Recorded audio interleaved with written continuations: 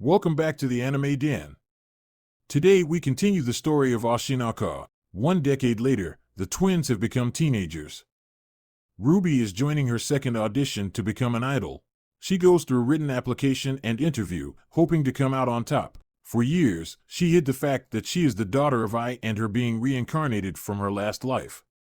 One thing everybody knows, though, is her wish to follow the idol's path. Despite Aqua's opposition, Ruby is dead set on it to follow her mother and fill her regrets. Unable to convince her, Aqua leaves for the director's house. Ever since Ice passing and Saito's disappearance, Miyako has taken over Strawberry Productions and the kids. Bikomachi also disbanded after the tragedy, forcing Strawberry to end the idol business. Ruby, while chit-chatting with Miyako, suggests that she can re-establish the idol line of work. Soon, Ruby receives a call from the audition, telling her that she failed to make it. At the director's house, it is revealed that Aqua orchestrated that to stop Ruby from becoming an idol. The director does not understand why he would shatter his sister's dream, to which Aqua replies that he won't let Ruby relive Ice's life, and that this path is what he must walk alone. One day, Ruby is scouted on the street. This shocks and worries her family, thinking that it might not be legit. However, Ruby seems too excited to care. For that, Aqua and Miyako have a discussion. Aqua decides to use one of the idols that works for that company to get some information. After learning enough, they decide not to let Ruby go. Between Aqua's overprotectiveness and Miyako's wish for Ruby to chase her dream, Miyako makes a huge decision and announces that Strawberry will once again manage an idol group, with the first member being Ruby. Later, Aqua visits the director again and tells him about the latest development. It is when we learn that learning under the director is simply means to an end. To get access into showbiz, find his father, and exact his revenge. The twins proceed to apply to Yata High School, one that specializes in nurturing future stars, with Ruby applying for Performing Arts Department and Aqua going for General Education. After the interview, the twins reunites with Kana outside. It turns out, Kana will be their senior if the twins get accepted. After exchanging pleasantries, Aqua again decides to leave for the directors. However, Kana decides to follow along to learn what Aqua's been up to. While spending time together, Kana becomes interested in Aqua's acting and proceeds to invite him to join her project, I'll Go With Sweet Today, a TV drama. Aqua declines at first, but upon hearing the name of producer Kabalagi, he quickly takes the deal. To know why, we must go back to a decade ago. After Ice's death, Aqua immediately looked through her 3 phones for clues. One of them in particular was a tough nut to crack. It took him years before unlocking it. In that phone was a list of names, one of which was producer Masaya Kabalagi. At home, Miyako has already shared the news. Ruby is glad that Aqua hasn't forgotten Ice's last words. Aqua reaffirms himself that he is only doing it to get Kabalagi's DNA for his plan. The family then gathers to watch the drama together, but is disappointed by the bad acting and writing. Aqua and Kana go to a karaoke later, where they talk about Kana's performance in the drama. Kana explains that she purposely acted worse because the drama is meant to promote fresh faces, so she held herself back because acting is only secondary. Kana shows that she has grown as an actress, becoming someone easy to work with. After her arrogance failed her, she now knows that communication is key, which has kept her afloat in the industry. On set the next day, after a brief overview with Kana, Aqua finally meets the producer, the man he has come for. During filming, an accident happens, forcing the production to halt. Using this window, Aqua eavesdrops on the producer and learns that he is really just using Kana. Because she is now easy to work with, has certain level of recognition, but doesn't need to be paid much. After the producer leaves, Aqua comes and collects some cigarettes for DNA test. Aqua reaches his goal, but decides to stick around to put on a performance. Sometime later, the filming resumes. During Kana's segment, she recollects her glorious past and how she has become washed up as she continues her career. So, she is betting everything on this final episode and trusting Aqua to synergize with her if the rest cannot. Aqua joins the segment, stepping on puddles on purpose.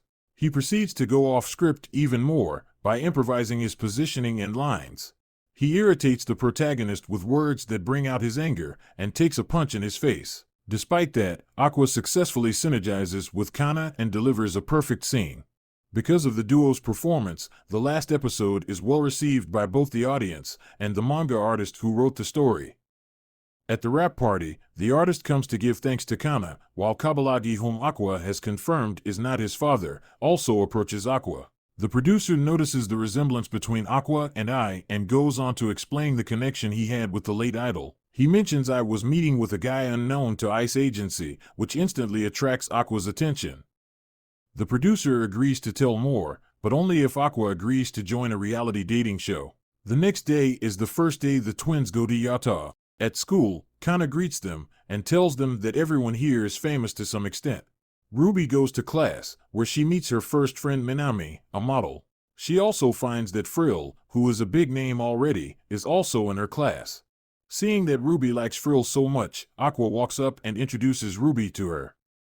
Frill, however, only knows Aqua and Minami, since Ruby hasn't done anything notable yet. This urges Ruby to seek Miyako, hoping to be publicized as an idol soon. For that, Miyako needs more members who are freelancers, and Aqua happens to know one. Kana is thrilled that Aqua invites her to talk, but isn't glad that Ruby is there. Ruby reciprocates the feeling, still feeling reluctant since she never liked Kana's attitude. After being reminded of her priority, Ruby finally takes the step.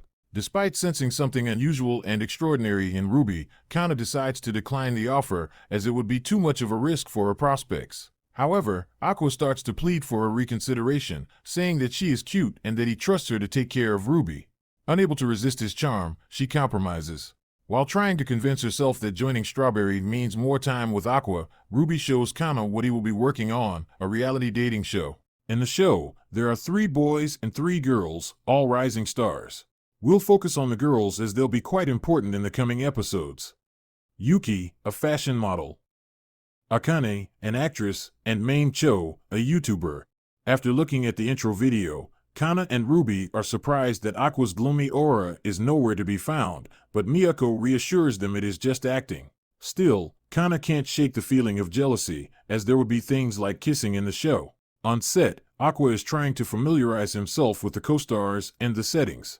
It gets really unbearable for him, but he reminds himself what he is here for. He then has a conversation with Yuki. From their interaction, Aqua learns 2 things. Yuki is not as timid as she says she is, and he should always mind the cameras in the show. On the other hand, the new idol group is frustrated because they have no idea where to start. Miyako comes in with a camera and suggests that they go online. It turns out, Miyako has already invited a top fitness YouTuber Pieon to help them. Pieon has some ideas in mind, but Ruby has it rejected because she wants authenticity on their first job. Eventually, they choose to go with a collab video. They have to keep up with Pieon's dance for an hour straight before revealing their faces, and they succeed. By the end of this collab, the group finally decides on their group name, B Komachi. The 6th episode starts with Yuki saying that she wants to quit the show. In actuality, it is mostly for the effects and she's not really quitting, but she also expresses that the emotions are mostly true. Having spent some time with the cast, Aqua has learned more about them. Some of them, like Mame and Yuki, are skillful. However, some others, like Akane, are earnest but have no idea how to act in a reality show. Back home, Ruby complains about the show schedule with a hint of jealousy, saying that it films on weekends instead of after school like it was advertised, branding it fakery. Aqua then shares his experience, saying that the show is not as staged as he thought, and people mostly exaggerate certain emotions and qualities. Soon, Yuki, who knows well how to rouse attention, takes center stage. Aqua doesn't want to get into the mix because getting popular is not his goal here. During a chat with Mame, she expresses worry for Akane, who still isn't getting any spotlight despite her efforts. The screen cuts to Akane looking for her manager. Outside the room, she overhears the higher-up yelling and complaining about her disappointing amount of screen time. Her manager promises to vouch for her. In tears, she decides that she must do something. At Strawberry, Kana gives Ruby a short lesson, educating her on the importance of proper online marketing.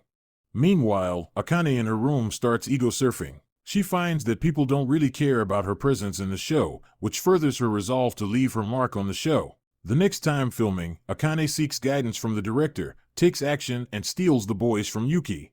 During an interaction between Yuki and Akane, Yuki expresses her understanding, but affirms Akane she will not back down from this fight. Akane continues to struggle as the public still stands behind Yuki, causing her to think that she has to stand out even more. During the next sequence, Yuki comes for a payback. Worried that her effort and resolve would be in jeopardy, Akane rushes to stop Yuki, accidentally injuring her in the process.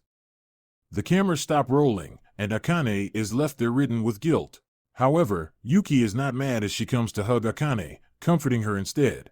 Yuki assures that what she says is genuine, since the cameras have already stopped. Akane might have Yuki's forgiveness, but not the internet's. People online start to bombard Akane for what she did. She makes an apology online, which only makes it worse. Being the earnest person that she is, Akane cannot handle the criticism, especially when it burns her family too. With voices constantly ringing in her head, she walks outside in the rain alone. On a bridge, she decides that she does not want to think anymore. This concludes episodes 2 to 6 of Oshinaka. If you want to know Akane's fate and the next step of the new Bikomachi, be sure to stick around for part 3. If you enjoyed this video, please show us some support. Until then, stay safe out there, and we'll meet again at the finish line.